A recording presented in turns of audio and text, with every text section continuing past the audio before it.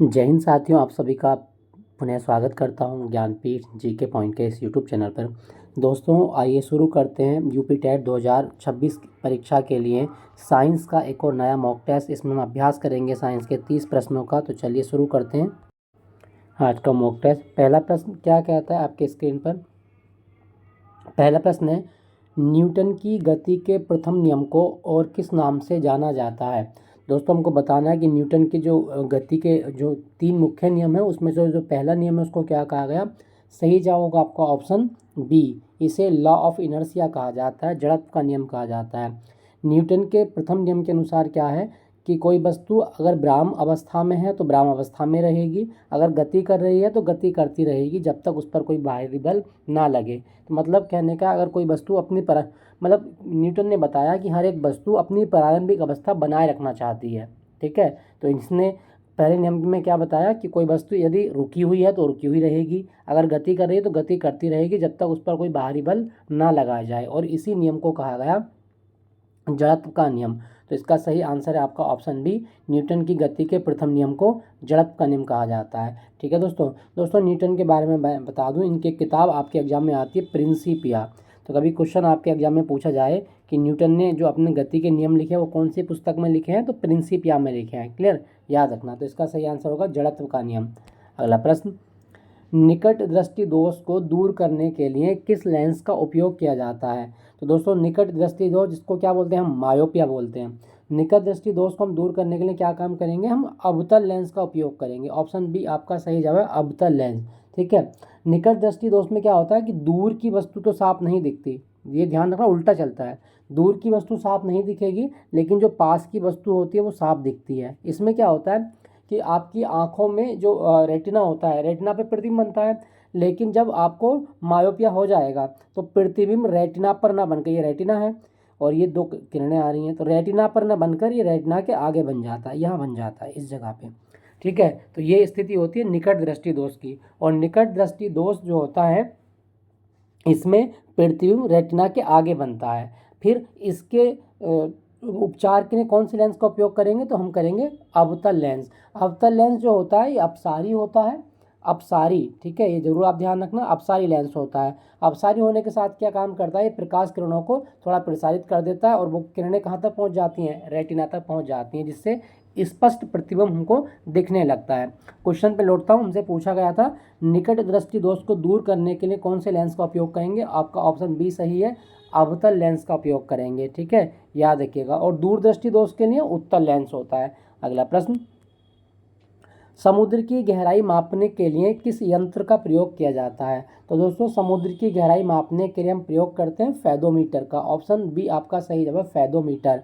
और मैं आपको बता दूं, फेदोमीटर ध्वनि तरंगों के परावर्तन के सिद्धांत पर कार्य करता है। तो ये जरूर आप ध्यान रखना, फेदोमीटर किस सिद्धांत पर कार्य करता है, तो ध्वनि तरंगों के परावर्तन के सिद्धांत पर कार्य करता है। ठीक है, याद रखेंगे, पूछा जाता है आपके एग्जाम में। चलिए अगला प्रश्न,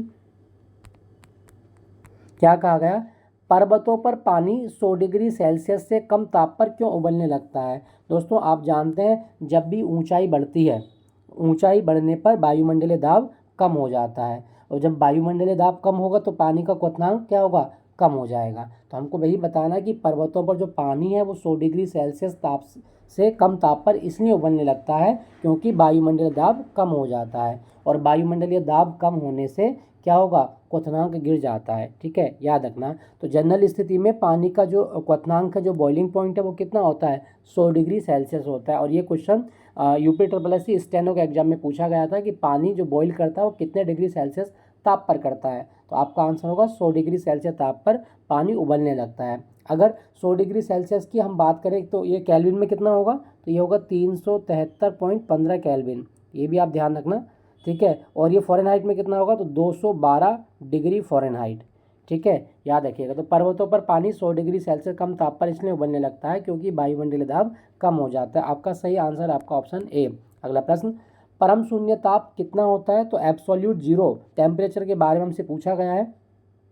सही आंसर क्या होगा, -273.15 डिग्री सेल्सियस को परम शून्य ताप कहा जाता है। ठीक है, या इसे हम केल्विन में कहें तो 0 केल्विन को परम शून्य ताप कहते हैं, 0 केल्विन।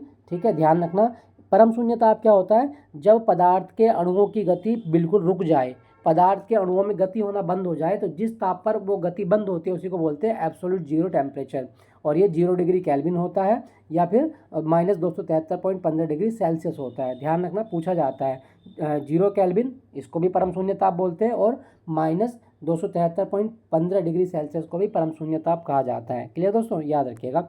अगला प्रश्न, आवृत्ति का एसआई मात्रक क्या होता है? फ्रीक्वेंसी का एसआई मात्रक हमें पूछा गया है, तो सही जवाब होगा आपका हर्ट्ज। ऑप्शन बी आपका सही जवाब है। आवृत्ति का एसआई मात्रक हर्ट्ज होता है। डेसिबल किसका होता है? तो ध्वनि की तीव्रता का मात्रक डेसिबल होता है। ठीक है, याद रखिएगा। अगला प्रश्न क्या कहा गया है? सौर सेलों में मुख्य रूप से किस अर्धचालक का उपयोग किया जाता है? दोस्तों हमको बताना, जो सौर सेल होते हैं उसमें कौन सा सेमीकंडक्टर यूज करते हैं? तो सही आंसर होगा आपका ऑप्शन बी, सिलिकॉन का उपयोग करते हैं। सिलिकॉन जो है एक प्रकार की ये आपकी उपधातु होती है, उपधातु, और ये अर्धचालक के रूप में भी कार्य करती है। सूर्य के प्रकाश को विद्युत ऊर्जा में बदलने के लिए उपयुक्त मानी जाती है सिलिकॉन, इसीलिए इसका उपयोग हम सौर सेलों में करते हैं। आपने देखा होगा जो सोलर पैनल होते हैं ना, उसके ऊपर सिलिकॉन की लेयर चढ़ाई जाती है। ठीक है, ध्यान रखिएगा, आपसे पूछा जाता है सिलिकॉन, और ये आवर्त सारणी में 14 क्रमांक पे होता है, 14 SI। ठीक है, इसका संकेत चिन्ह है SI, सिलिकॉन। तो आप याद रखना, सोलर से जो पैनल होते हैं उसमें किस धातु का लेपन होता है? तो सिलिकॉन का होता है। क्लियर, याद रखना। अगला प्रश्न, प्लास्टर ऑफ पेरिस का रासायनिक नाम क्या है? दोस्तों पीओपी का रासायनिक नाम क्या है? Calcium sulphate hemihydrate, calcium sulphate hemihydrate. तो ये आप ध्यान रखना, आपसे पूछा जाता है पीओपी का रासायनिक सूत्र कैल्शियम सल्फेट हेमीहाइड्रेट होता है। और मैं आपको बता दूं, जब जिप्सम को आप 100 डिग्री सेल्सियस पर गर्म करेंगे तो पीओपी बन जाता है। ठीक है, ध्यान रखना। क्लियर, याद रखेंगे। अगला प्रश्न, निम्नलिखित में से कौन सी गैस को स्ट्रेंजर गैस के नाम से जाना जाता है? तो दोस्तों स्ट्रेंजर गैस है आपकी जीनोन। ऑप्शन सी आपका सही जवाब है, जीनोन। जीनोन एक उत्कृष्ट गैस होती है, इनर्ट गैस है। इनर्ट गैस इसलिए है क्योंकि इसका अगर आप इलेक्ट्रॉनिक विन्यास करेंगे तो अंतिम जो कोष होता है वो पूरा भरा होता है। तो जीनोन एक अक्रिय गैस है, और इसको इसकी विशिष्ट दुर्लभता और अक्रिय व्यवहार के कारण स्ट्रेंजर गैस कहा जाता है। तो सही आंसर होगा, जीनोन को स्ट्रेंजर गैस कहा गया है। क्लियर, याद रखना। यहाँ पे लिखा है नाइट्रस ऑक्साइड। कभी क्वेश्चन है लाफिंग गैस, मतलब कौन सी गैस है जिसको हंसाने वाली गैस कहा जाता है? तो लाफिंग गैस है आपकी नाइट्रस ऑक्साइड, और इसका सूत्र क्या होता है? N2O। क्लियर, याद रखना। अगला प्रश्न, सफ़ेद सोना किसे कहा जाता है? हमें बताना है। वाइट गोल्ड किसको कहा गया है? तो सही आंसर होगा आपका ऑप्शन बी, प्लेटिनम को वाइट गोल्ड कहा जाता है। प्लेटिनम बहुत अधिक चमक वाली धातु होती है ना, संक्षारण रोधी होती है, तो इसीलिए इसको बोलते हैं सफ़ेद सोना या प्लेटिनम। क्लियर, याद रखना, आपसे पूछा जाता है। दोस्तों यहाँ पर लिखा है सोना अगर आपने केमिस्ट्री में आवर्त सारणी पढ़ी होगी तो पूछा जाता है कि सोने का प्रतीक चिन्ह क्या होता है? तो आप बताएंगे AU, और सोने को लैटिन भाषा में ओरम कहा जाता है। तो ये जरूर आप ध्यान रखना, किस धातु को लैटिन भाषा में ओरम कहा जाता है? तो जवाब होगा सोने को ओरम कहा जाता है। चांदी को क्या बोलते हैं हम? तो चांदी को अर्जेंटम बोलते हैं, है ना, अर्जेंटम। तो ये भी क्वेश्चन आपसे पूछा जा सकता है कि आवर्त सारणी में चांदी का प्रतीक AG है, AG का पूर्ण रूप क्या है? तो अर्जेंटम है। क्लियर, हमसे पूछा गया था व्हाइट गोल्ड, आंसर होगा प्लेटिनम को व्हाइट गोल्ड कहा जाता है। अगला प्रश्न, गोबर गैस और बायोगैस का मुख्य घटक कौन सा है? इजी प्रश्न है। गोबर गैस का मुख्य घटक होता है मीथेन, CH4 आपका सही आंसर है। ठीक है, ध्यान रखना, जितनी भी बायोगैस होती है सब में मीथेन एक कॉमन घटक माना जाता है। मीथेन जो है ना, ये दलदल वाले स्थानों पर मिलने वाली गैस है, तो ये आप ध्यान रखना, दलदल वाले स्थानों पर मिलेगी। जो पशु जुगाली करते हैं, जुगाली करने वाले पशु के मुंह से भी मीथेन गैस निकलती है, धान के खेत से भी मीथेन गैस निकलती है, ध्यान रखना। और जब भी कोई चीज़ सड़ेगी या गलेगी तो चीज़ों का सड़ना या गलने पर भी मीथेन गैस निकलती है। तो इसका आंसर होगा ऑप्शन सी, मीथेन गैस। अगला प्रश्न, आधुनिक रसायन विज्ञान का जनक किसे कहा जाता है? तो आधुनिक रसायन विज्ञान का जनक कहा गया है एंटोनी लेवोजियर को। ऑप्शन बी आपका सही जवाब है, एंटोनी लेवोजियर। द्रव्यमान संरक्षण का नियम इनके द्वारा दिया गया था, ऑक्सीजन और हाइड्रोजन तत्वों की पहचान इनके द्वारा की गई थी, एंटोनी लेवोजियर। इन्हें फादर ऑफ मॉडर्न केमिस्ट्री कहा जाता है। सही आंसर आपका ऑप्शन बी। क्लियर, याद रखना। अगला प्रश्न, अच्छा यहाँ पे लिखा गया है जॉन डाल्टन। कभी आपके एग्जाम में क्वेश्चन आए परमाणु की खोजकर्ता कौन थे? तो परमाणु के खोजकर्ता थे जॉन डाल्टन। क्लियर, याद रखना। मेंडलीव आप जानते हैं, ये आवर्त सारणी इन्होंने बनाई थी रसायन विज्ञान में, आवर्त सारणी, ये भी आप ध्यान रखना। हमसे पूछा गया फादर, तो बी आंसर सही है।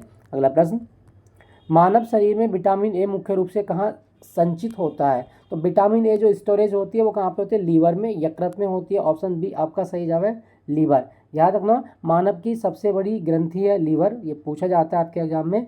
हमारा जो लीवर होता है वो वसा में घुलनशील विटामिन जैसे ए, डी, ई और के, इनको लंबे समय तक स्टोर करके रख सकता है। तो ये ध्यान रखना हमारे लीवर में कौन से विटामिन स्टोर होते हैं, तो जब आप बताएंगे ए, डी, ई और के, और ये चारों विटामिन फैट सोल्यूबल होते हैं, वसा में घुलनशील होते हैं। ठीक है, ध्यान रखना, पूछा जाता है आपके एग्जाम में। चलिए अगले प्रश्न की बात करते हैं दोस्तों। यहाँ पे लिखा गया किडनी। क्या आप बता सकते हैं किडनी की स्ट्रक्चरल यूनिट क्या कहलाती है, तो आप याद रखना नेफ्रॉन। किडनी की structural and functional unit nephron कहलाती है। ये कई बार पूछा जाता है नेफ्रॉन का संबंध किससे है, तो किडनी में जो छोटी छोटी कोशिकाएं होती हैं उनको नेफ्रॉन कहा जाता है, याद रखिएगा। तो विटामिन ए का स्टोरेज कहाँ होता है, लीवर में। ऑप्शन बी आपका सही जवाब है। मानव की सबसे बड़ी हड्डी फीमर कहाँ पाई जाती है, तो जो लार्जेस्ट बोन है वो है फीमर, और ये जांग में होती है। ऑप्शन बी आपका सही जवाब है जांग में। सबसे भारी भी होती है और सबसे मजबूत भी होती है। अगर आपसे पूछा जाए कि एक वयस्क व्यक्ति के शरीर में कुल कितनी अस्थियां होती हैं, तो 206 होती हैं, याद रखना। और इसमें मैं आपको बता दूं पसली पूछी जाती है आपके एग्जाम में, रिब्स जिसको कहा जाता है, रिब्स।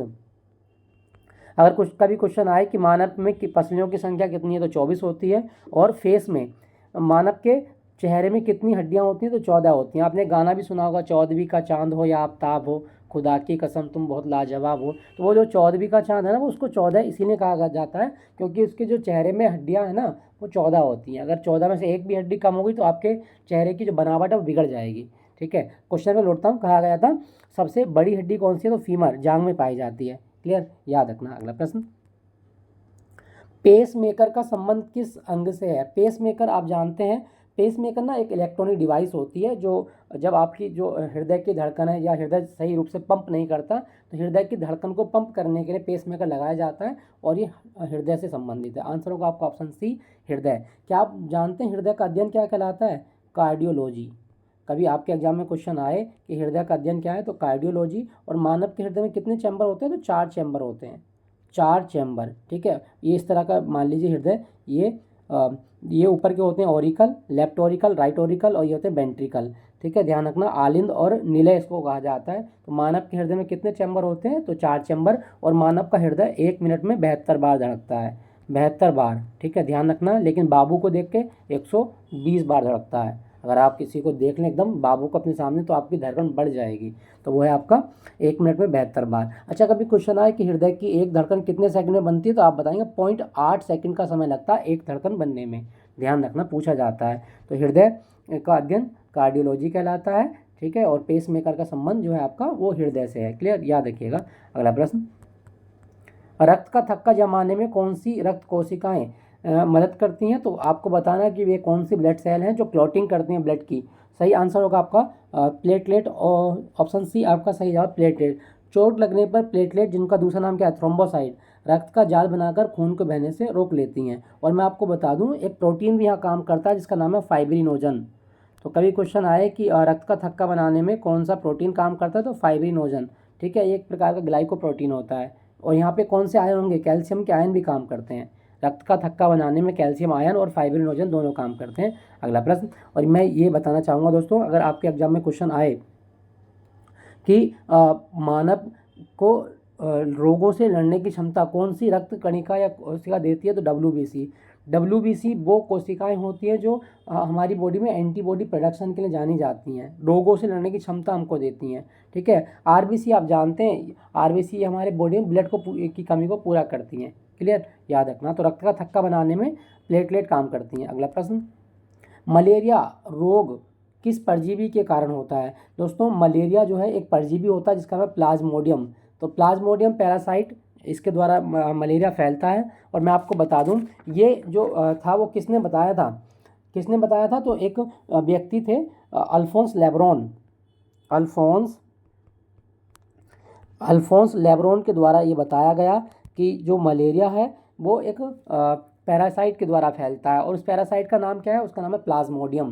तो प्लाज्मोडियम पैरासाइट जो होता है वो मलेरिया को फैलाता है। लेकिन जब रोनाल्ड रोस ने खोज की तो उन्होंने बताया कि ये जो पैरासाइट होता है ये मादा एनाफिलिस मच्छर लेके उड़ती है। मादा एनाफिलिस मच्छर की बॉडी में पाया जाता है, और ये जैसे ही आपको काटेगी वो क्या काम करेगा, आपकी बॉडी में ये जो परजीवी है उसको छोड़ देगी। जैसे ही इसने आपका डंक चुभाया, इंजेक्ट किया, और ये जो परजीवी आपके ब्लड में मिल जाएगा। इस परजीवी का सबसे घातक क्या है कि ये हमारी जो ब्लड बैंक होती है स्प्लीन, उसको कमज़ोर कर देता है, प्लेटलेट को एकदम गिरा देगा। जो आपकी प्लेटलेट होती है उसकी काउंटिंग कम हो जाती है। तो मलेरिया एक मच्छर के काटने से फैलता है। ये किसने बताया था? ये बताया था रोनाल्ड रोस ने। लेकिन मलेरिया प्लाज्मोडियम के द्वारा फैलता है, ये किसने बताया था? वो था लेब्रॉन, अल्फोंस लेब्रॉन। ध्यान रखना, अल्फोंस लेब्रॉन ने बताया कि ये जो प्लाज्मोडियम परजीवी है ये गंदे पानी में पाया जाता है। लेकिन रोनाल्ड रोस ने बताया कि ये जो प्लाज्मोडियम परजीवी है ये एनाफिलिस मच्छर की बॉडी के अंदर रहता है। ध्यान रखना। अच्छा, मैं अगर आपसे पूछूं कि कौन से मच्छर आपका खून चूसते हैं, तो आप ध्यान रखना, मादा। खून चूसने का काम केवल मादाओं का होता है। मादा मच्छर खून क्यों चूसता है, प्रश्न बनता है। तो ध्यान रखना, जब मादा प्रेग्नेंट होती है, उसके पेट में अंडे या लार्वा होता है, तो उन अंडों को मतलब न्यूट्रिएंट देने के लिए, पोषण देने के लिए वो खून को चूसती है। लेकिन नर मच्छर कभी भी खून नहीं पीता, ये आप ध्यान रखना। नर मच्छर खून नहीं पिएगा, केवल मादा मच्छर ही खून पीती है। खून क्यों पीती है? क्योंकि उसके पेट के अंदर जो अंडे हैं, उन अंडों को पोषित करने के लिए बहुत ज़्यादा पोषक तत्वों की आवश्यकता होती है, और वो पोषक तत्व उसको किससे मिल जाते हैं? उसको ब्लड से मिल जाते हैं। इसीलिए मादा मच्छर जो होती है वो खून पीती है, और नर मच्छर जो है वो केवल प्लांट का खून पीता है, पौधों की पत्तियों का रस चूसता है, पौधे के तने का रस चूसता है। ठीक है, ध्यान रखना, आपसे पूछा जाता है। तो इसका सही आंसर क्या होगा? मलेरिया परजीवी के कारण होता है, और उस परजीवी का नाम है प्लाज्मोडियम। ठीक है, ध्यान रखना। अगला प्रश्न, मानव शरीर में गुणसूत्रों की संख्या कितनी होती है? तो आप जानते हैं मानव शरीर में 23 जोड़े होते हैं गुणसूत्रों के। ऑप्शन बी आपका सही जवाब है। 23 जोड़े कैसे होते हैं? देखो, 22 प्लस XX, 22 प्लस XY। ठीक है, ये ध्यान रखना। ये जो 23वां पेयर है ना, ये आपका सेक्स क्रोमोसोम होता है। अगर ये XX आता है तो समझ जाइए ये लड़की होगी, गर्ल होगी। अगर किसी बच्चे में जब आपने टेस्ट कराया और उसके गुणसूत्रों में XX आ रहा है, तो आने वाली संतान लड़की पैदा होगी। XY आ रहा है तो बॉयज़ पैदा होगा। ठीक है, ध्यान रखना। तो हमसे पूछा गया था कि मानव में कितने गुणसूत्र होते हैं, तो आप बताएंगे 23 जोड़ी। 23 जोड़ी में जो 22 होते हैं वो सब में कॉमन होते हैं, स्त्री पुरुष दोनों में कॉमन मिलेंगे। ठीक है, और इनको बोलते हैं ऑटोसोम। जो कॉमन होते हैं ऑटोसोम कहा जाता है इनको। और जो आपका 23वां पेयर है उसको बोलेंगे हम सेक्स क्रोमोसोम। तो टोटल कितने हो गए आपके? 46 हो गए। क्लियर, याद रखना। अगला प्रश्न, पेड़ पौधों की आयु का निर्धारण किस आधार पर किया जाता है? तो ये आप बता सकते हैं। पेड़ पौधों की आयु का निर्धारण करते हैं वार्षिक वलय के आधार पर। देखो क्या होता है कि आपने एक पेड़ का तना काट लिया जाता है। ठीक है, ये तना काट लिया मैंने, तो इसमें क्या बनता है? ये रिंग बनती हैं इस तरह से, ये रिंग होती हैं इस तरह से।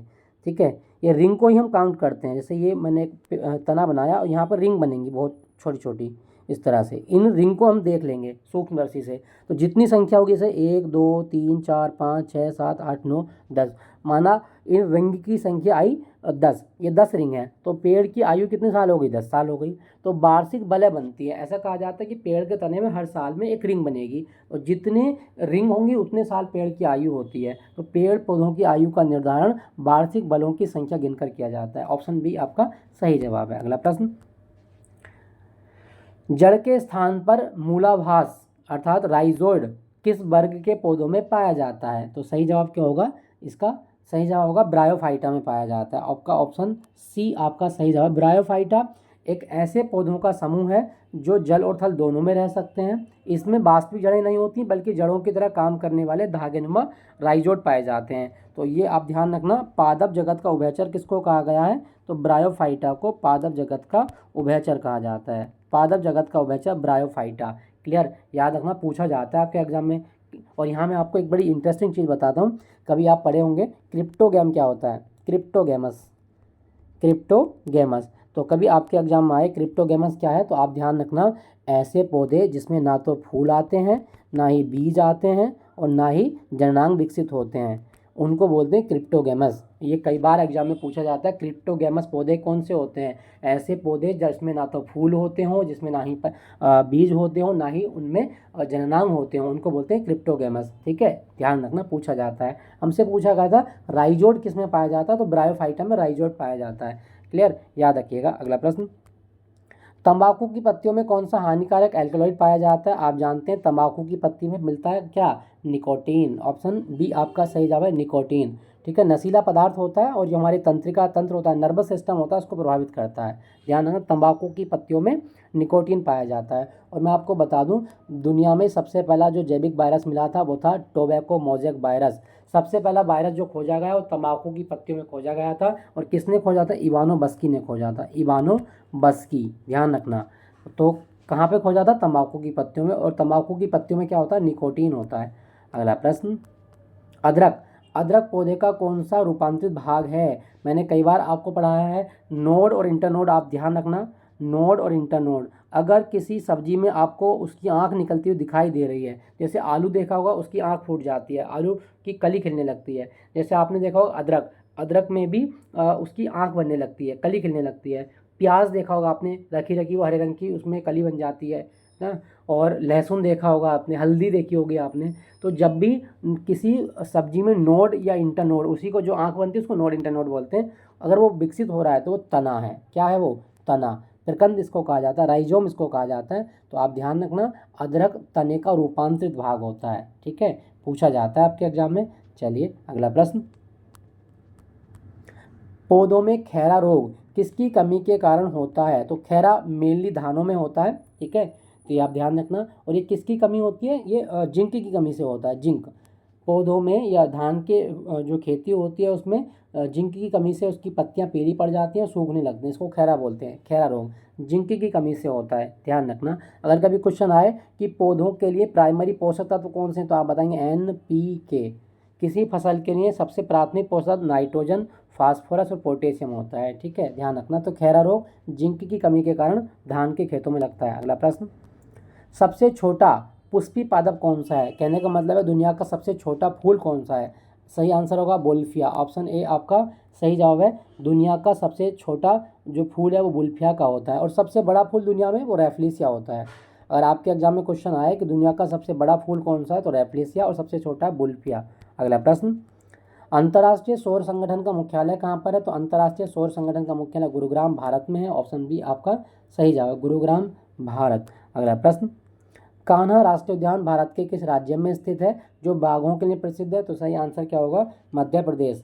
सही answer option C, Madhya Pradesh में कान्हा राष्ट्रीय उद्यान है, जो आपके प्रोजेक्ट टाइगर का हिस्सा है। ठीक है, ध्यान रखना। और मैं आपको बता दूं, भारत में ना एक टाइगर रिजर्व और है मध्य प्रदेश में, बांधवगढ़, बांधवगढ़ टाइगर रिजर्व। और इस टाइगर रिजर्व की खास बात क्या है? ये चारों ओर से 32 पहाड़ियों से घिरा हुआ है। और ये एग्जाम में क्वेश्चन आ चुका है कि भारत का कौन सा टाइगर रिजर्व 32 पहाड़ियों से घिरा है? तो बांधवगढ़ टाइगर रिजर्व, याद रखना, ये मध्य प्रदेश में है।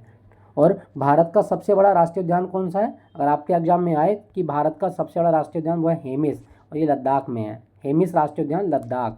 अगला प्रश्न क्या कहता है? रामसर कन्वेंशन का संबंध किससे है? तो आप जानते हैं रामसर समझौता आर्द्र भूमियों के संरक्षण से है। 2 फरवरी 1971 को ईरान के रामसर शहर में दलदली और नम भूमियों को बचाने के लिए एक समझौता हुआ था, जिसको रामसर समझौता कहा जाता है। कब होता है? तो 2 फरवरी 1971 में हुआ था। ठीक है, ध्यान रखना। अगला प्रश्न, पारिस्थितिकी पिरामिड की अवधारणा सबसे पहले किसने दी थी? तो इकोलॉजिकल पिरामिड जो होते हैं, ये किसने बताया था? सही आंसर होगा चार्ल्स एल्टन ने बताया था। ऑप्शन ए आपका सही जवाब है, चार्ल्स एल्टन। क्लियर, याद रखना। यहाँ पे लिखा गया है टेंसले।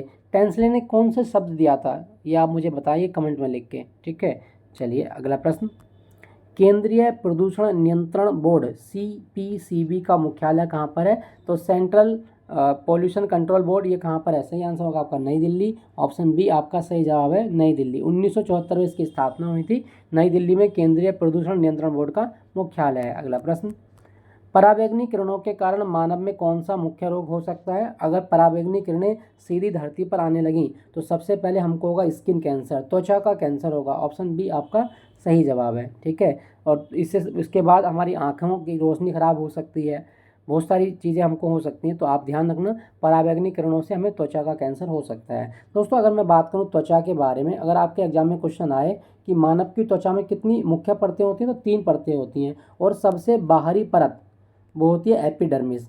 तो कभी क्वेश्चन आए कि मानव त्वचा की सबसे बाहरी परत क्या है? एपिडर्मिस होती है। ध्यान रखना, आपसे पूछा जाता है। और मैं आपको बता दूं, हमारी त्वचा का रंग गोरा या काला किस कारण होता है? तो मेलेनिन के कारण होता है, मेलेनिन। तो ये आप ध्यान रखना। त्वचा का गोरा या काला रंग कौन निर्धारित करता है? तो एक पिगमेंट होता है मेलेनिन। क्लियर। तो दोस्तों ये था आपका 30 प्रश्नों का एक सेट, जिसमें मैंने आपका अभ्यास कराया साइंस के 30 इंपॉर्टेंट प्रश्न। एनसीईआरटी बेस्ड थे सारे प्रश्न। फिर मुलाकात होगी आपसे नए मॉक टेस्ट के साथ में। Thank you for watching Gyanpeeth ji के पॉइंट।